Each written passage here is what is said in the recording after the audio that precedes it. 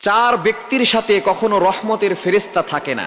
যাদের কাছে রহমতের ফেরেশতা থাকে না, তাদের কাছে কোনো বরকত থাকে না, তারা প্রত্যেকটা জায়গায় জায়গায় ফেইলার হয়, ব্যর্থ হয়, তারা কখনো গেইনার হতে পারে না। এক নাম্বার, যে সমস্ত মানুষরা সব সময় নাপাক অবস্থায় থাকে, তাদের সাথে কখনো রহমতের ফেরেশতারা থাকে না। দুই নাম্বার হচ্ছে যারা শিরিককারী, তাদের সাথে রহমতের ফেরেশতারা থাকে না। তিন নাম্বার হচ্ছে যারা প্রকাশ্যে এবং গোপনে সব সময় গুনাহের কাজে ব্যস্ত থাকে, তাদের সাথে কখনো রহমতের ফেরেশতারা থাকে না। এবং চার নাম্বার হচ্ছে যারা সব সময় নেশাদ্রব্য জিনিস, নেশা জাতীয় জিনিস সব সময় পান করে থাকে, খেয়ে থাকে, ব্যবহার করে থাকে, তাদের সাথে রহমতের ফেরেশতা